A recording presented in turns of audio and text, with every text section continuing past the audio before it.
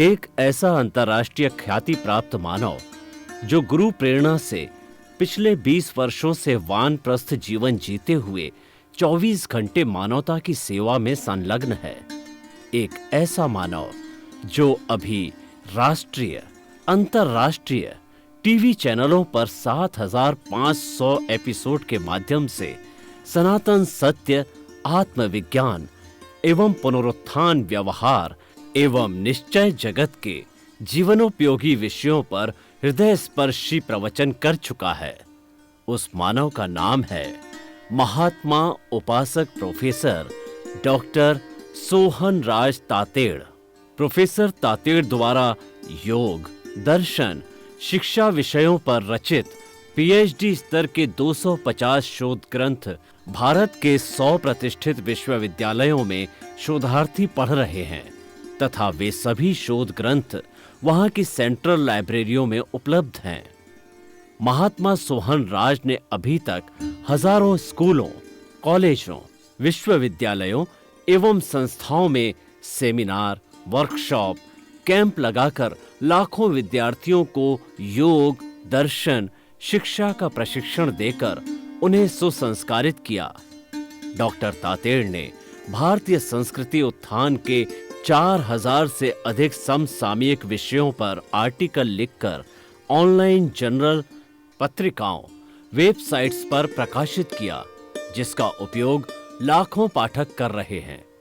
उपासक तातेड़ के 5,000 से अधिक आज का सुविचार, आज का शुभ संदेश, आज का मंगल भावना योग आदि चिंतन websites, Twitter, blogger, Facebook, YouTube माध्यमों से लाखों लोग अपना जीवन निर्माण कर रहे हैं।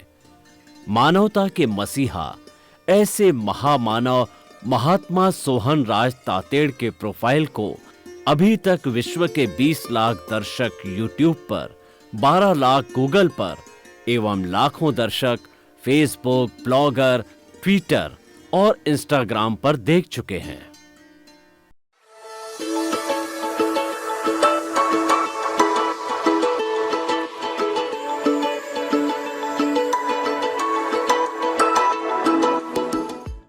आइए, सुनिए, देखिए, समझिए सनातन सत्य। जैसी दृष्टि वैसी सृष्टि, दृष्टि विज्ञान, कुदरत, कुदरती रचना एवं कुदरत के कानून से शाश्वत सुख की प्राप्ति। जोधपुर के परम पूज्य महात्मा उपासक प्रोफेसर डॉक्टर सोहन राज तातेड़ के निर्देशन में सनातन सत्य, जैसी दृष्टि वैसी सृष्टि, दृष्टि विज्ञान।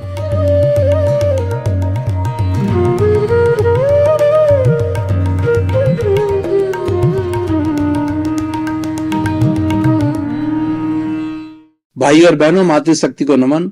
स्टूडियो में आपका हार्दिक स्वागत है, अभिनंदन है, सत्कार है। आत्मविज्ञान, साइंस ऑफ द सोल कार्यक्रम के अंतर्गत हम आपको सही दृष्टि, सही सोच, राइट विजन, राइट थिंकिंग के तहत आपकी जो नकारात्मक सोच है उसको सकारात्मक में बदलते हैं। आपका जो रॉन्ग बिलीफ है उसको राइट बिलीफ में बदलते हैं। आपको हम दृष्टि विज्ञान देते हैं।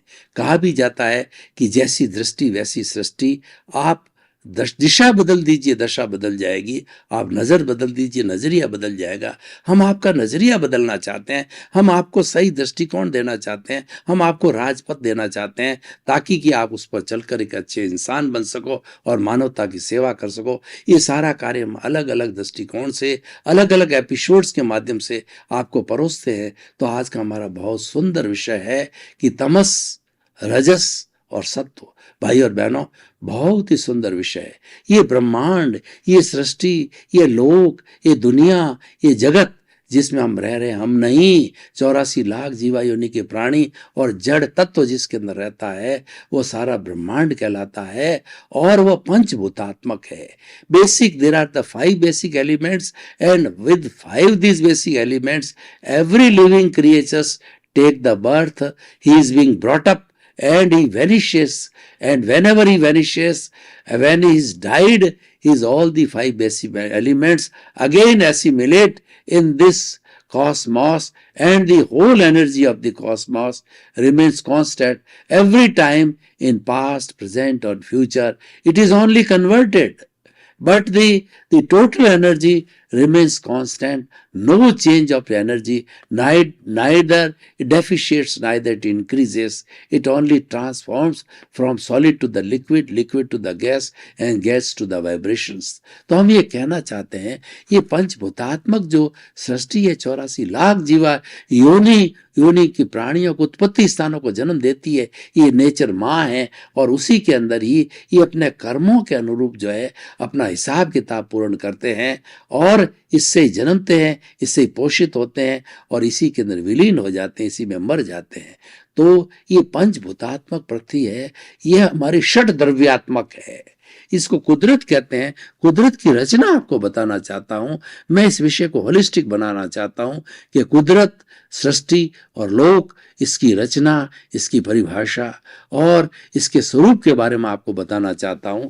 षट द्रव्य, पहला द्रव्य जो मैंने बात करी, जीवित प्राणी, मैं बोल रहा हूं ये जीवित प्राणी जिसमें कॉन्शियसनेस होती है, असंख्य चेतनामय परमाणुओं के पिंड को आत्मा कहा जाता है, और वो आत्मा सुख दुख की अनुभूति करती है, उसके अंदर फीलिंग्स होती है, इसके अंदर जो है वो ग्रोथ होती है, प्रजनन होता है, और उसके साथ साथ में इसके अंदर फीलिंग्स होती है। लेकिन ये तत्व हो गया पहला हमारा चेतन तत्व, और दूसरा तत्व इस ब्रह्मांड के अंदर षट द्रव्यों में से दूसरा द्रव्य जड़, जड़ वर्ण गंध रस युक्त होता है, और ये गलन मिलन धर्मा होता है।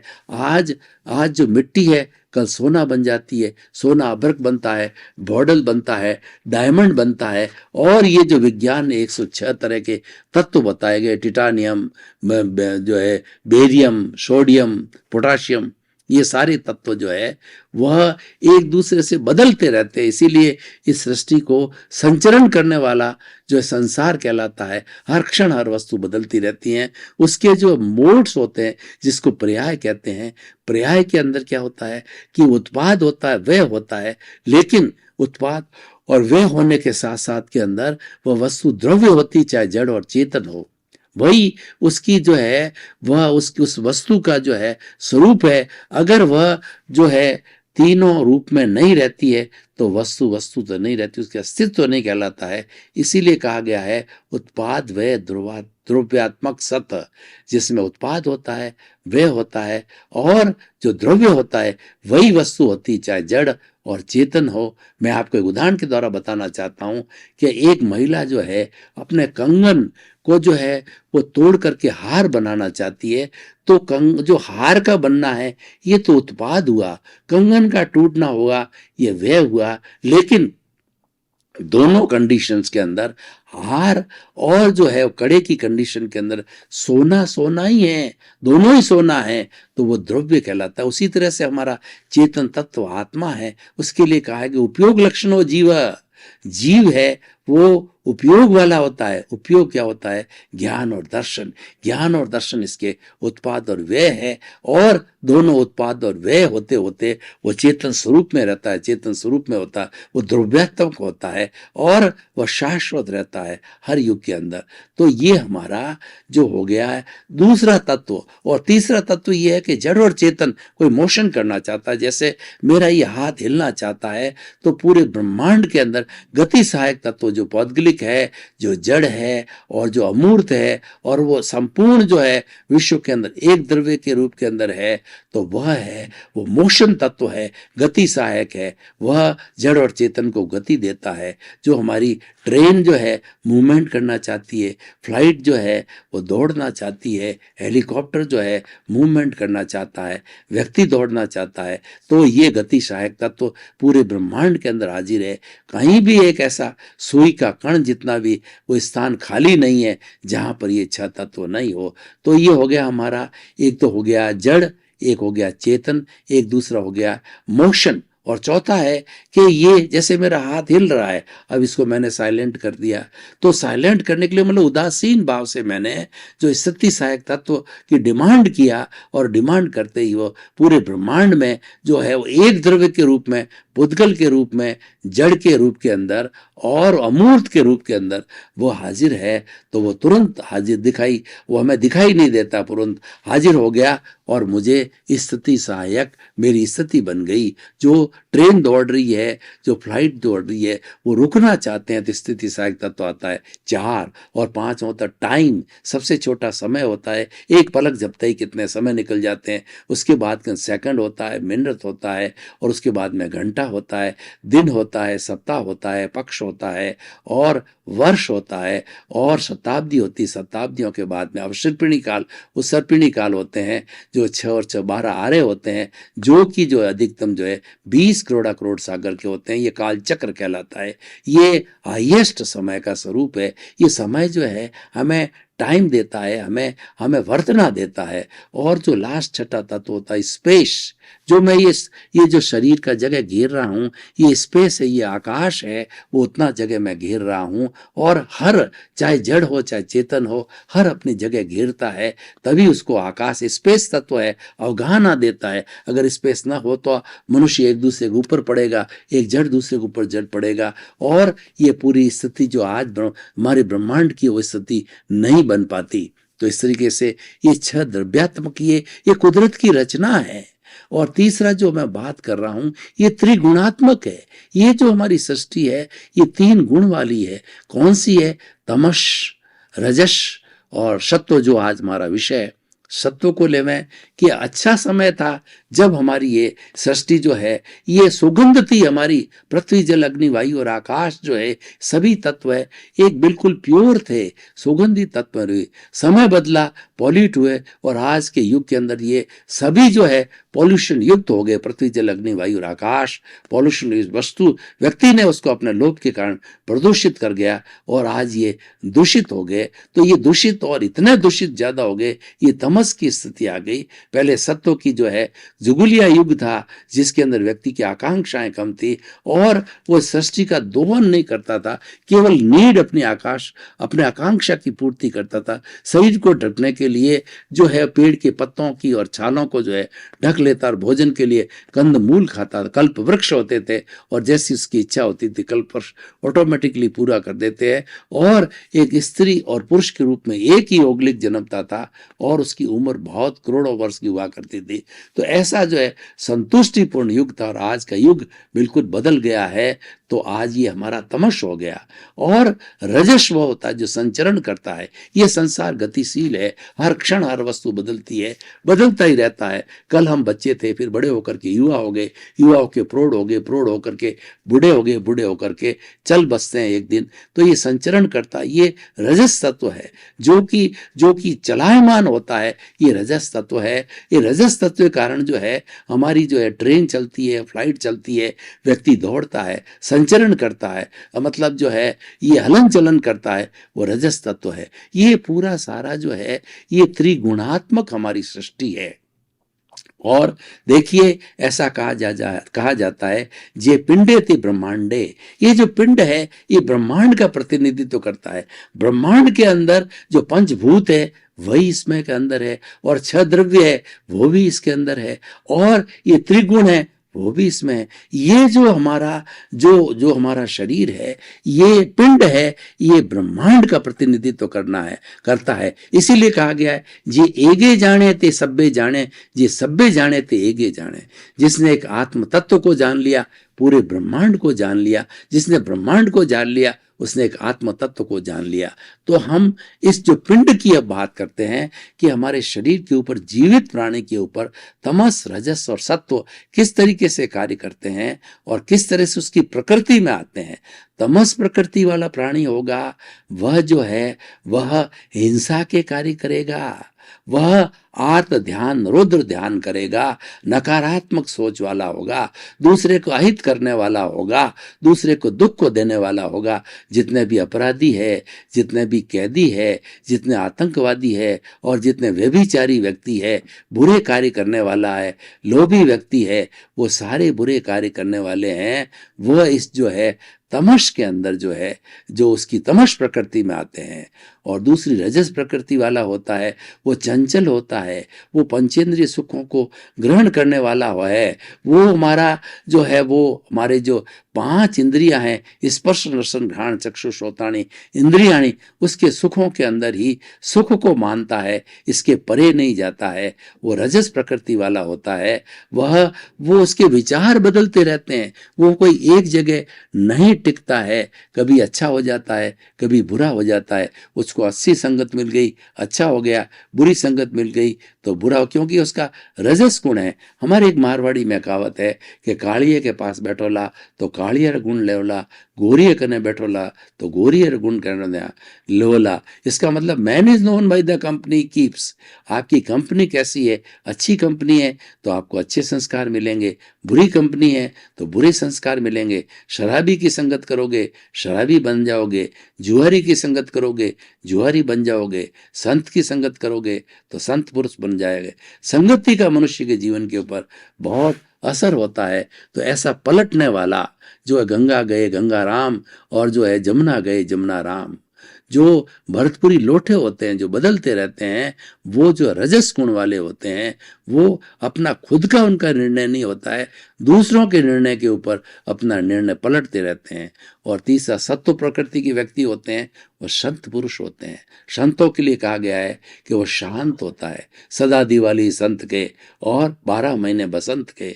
सत्व गुण वाले होते हैं, अच्छी सोच वाले होते हैं और अच्छे संस्कार वाले होते हैं, लोगों का परोपकार करने वाले होते हैं, लोगों को अच्छी अच्छी सत्संग कराते हैं, लोगों को अच्छी अच्छी बात बताते हैं। वो ज्ञानी पुरुष होते हैं, वो अनुभवी पुरुष होते हैं, जो जगत का कल्याण करने वाले होते हैं, वो जय जगत वाले होते हैं, लोक कल्याण वाले होते हैं, वो अच्छा करने वाले होते हैं और बुराई उनके पास भी नहीं फटकती है। ऐसा कहा गया है, सूरदास की काली कमलिया चढ़े न दूजो रंग। जो सत्व गुण वाले होते हैं वो अपने गुणों में मस्त होते हैं, वो सज्जन पुरुष होते हैं, उन पर दुर्जनता की कोई छाप नहीं लगती है।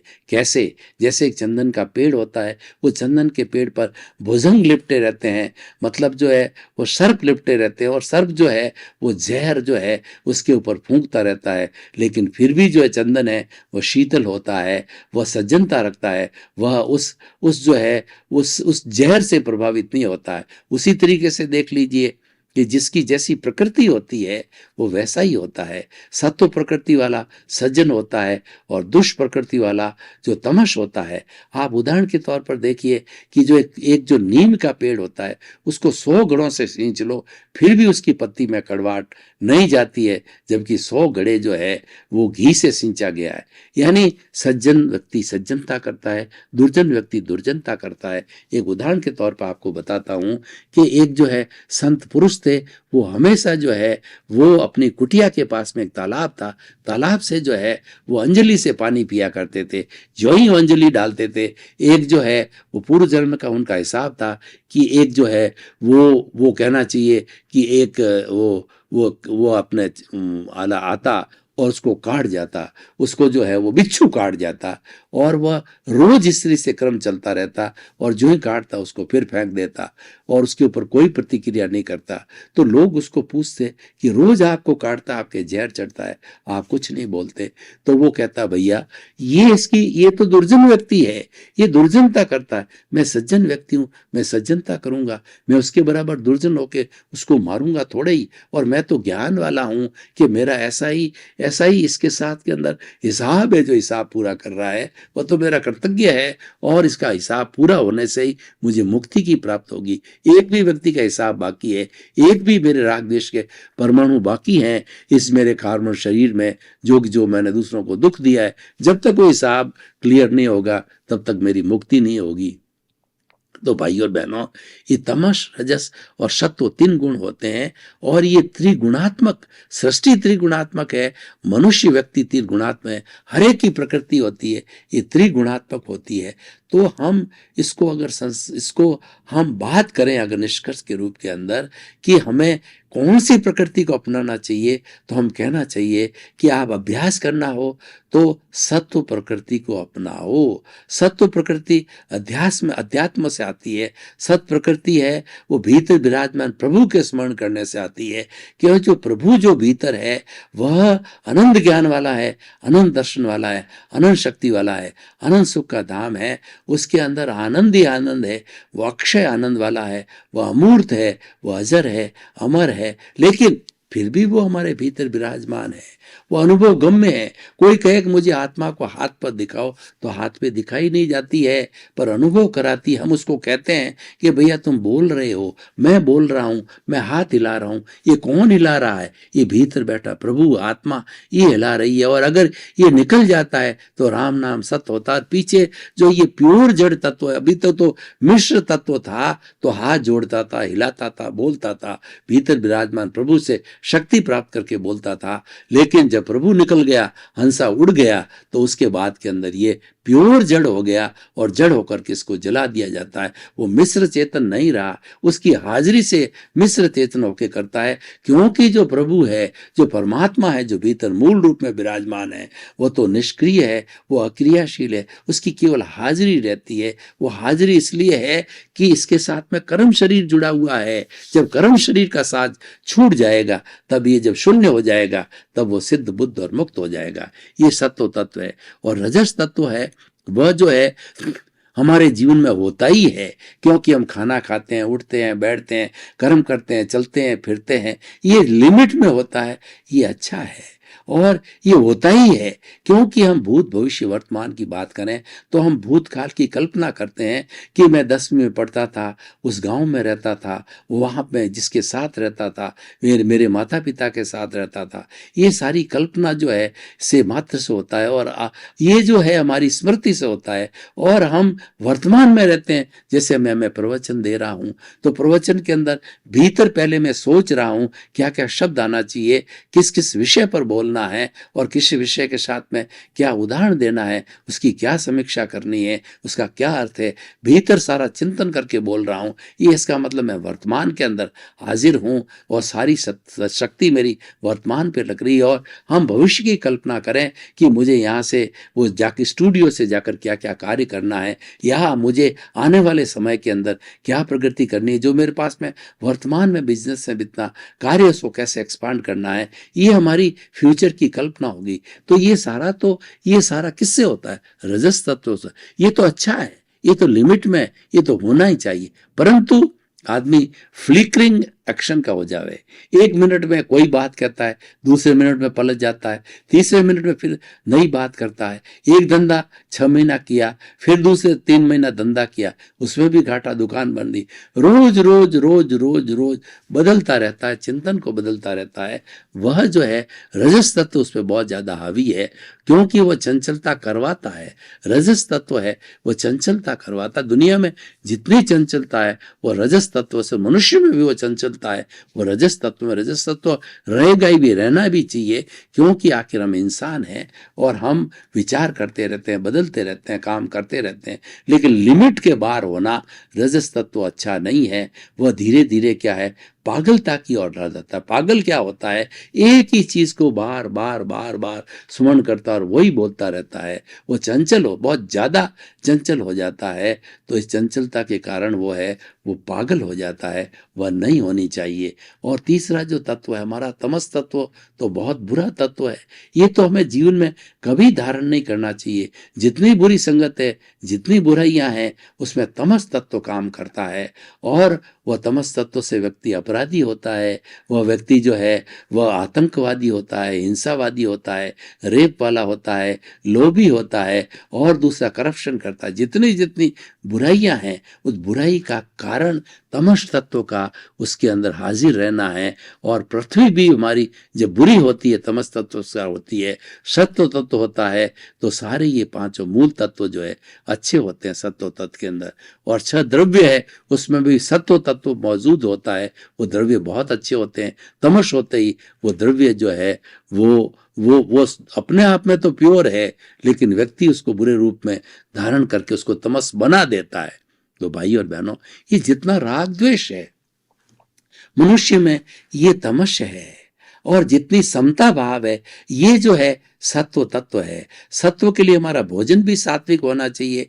भोजन के लिए भी कहा गया है 3 तरह का भोजन होता है, राजसिक, तामसिक और सात्विक।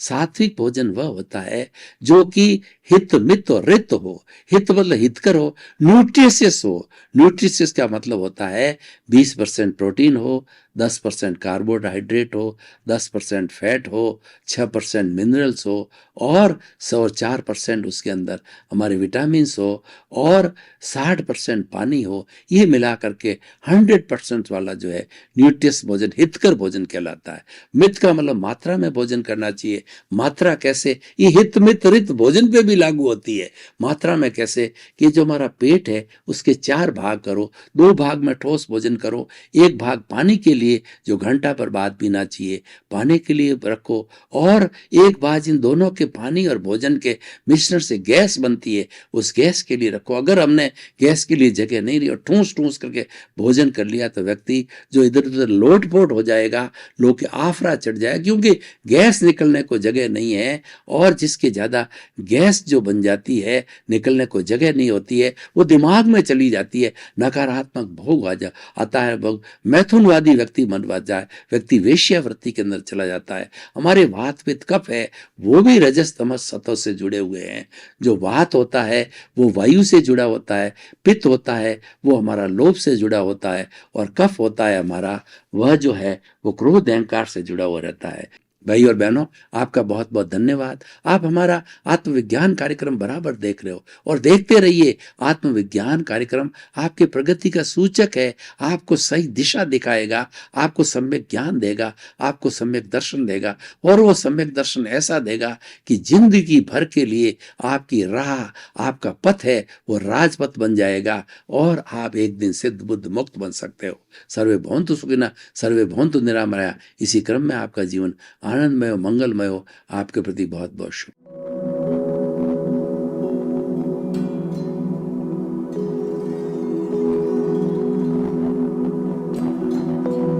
एक ऐसा अंतर्राष्ट्रीय ख्याति प्राप्त मानव जो गुरु प्रेरणा से पिछले 20 वर्षों से वानप्रस्थ जीवन जीते हुए 24 घंटे मानवता की सेवा में संलग्न है। एक ऐसा मानव जो अभी राष्ट्रीय अंतर्राष्ट्रीय टीवी चैनलों पर 7,500 एपिसोड के माध्यम से सनातन सत्य, आत्मविज्ञान एवं पुनरुत्थान व्यवहार एवं निश्चय जगत के जीवनोपयोगी विषयों पर हृदय स्पर्शी प्रवचन कर चुका है। उस मानव का नाम है महात्मा उपासक प्रोफेसर डॉक्टर सोहन राज तातेड़। प्रोफेसर तातेड़ द्वारा योग, दर्शन, शिक्षा विषयों पर रचित पीएचडी स्तर के 250 शोध ग्रंथ भारत के 100 प्रतिष्ठित विश्वविद्यालयों में शोधार्थी पढ़ रहे हैं तथा वे सभी शोध ग्रंथ वहां की सेंट्रल लाइब्रेरियों में उपलब्ध हैं। महात्मा सोहन राज ने अभी तक हजारों स्कूलों, कॉलेजों, विश्वविद्यालयों एवं संस्थाओं में सेमिनार, वर्कशॉप, कैंप लगाकर लाखों विद्यार्थियों को योग, दर्शन, शिक्षा का प्रशिक्षण देकर उन्हें सुसंस्कारित किया। डॉक्टर तातेड़ ने भारतीय संस्कृति उत्थान के 4000 से अधिक समसामयिक विषयों पर आर्टिकल लिखकर ऑनलाइन जर्नल, पत्रिकाओं, वेबसाइट्स पर प्रकाशित किया, जिसका उपयोग लाखों पाठक कर रहे हैं। उपासक तातेड़ के 5000 से अधिक आज का सुविचार, आज का शुभ संदेश, आज का मंगल भावना योग आदि चिंतन websites, Twitter, blogger, Facebook, YouTube माध्यमों से लाखों लोग अपना जीवन निर्माण कर रहे हैं। मानवता के मसीहा ऐसे महामानव महात्मा सोहन राज तातेड़ के प्रोफाइल को अभी तक विश्व के 20 लाख दर्शक यूट्यूब पर, 12 लाख गूगल पर एवं लाखों दर्शक फेसबुक, ब्लॉगर, ट्विटर और इंस्टाग्राम पर देख चुके हैं।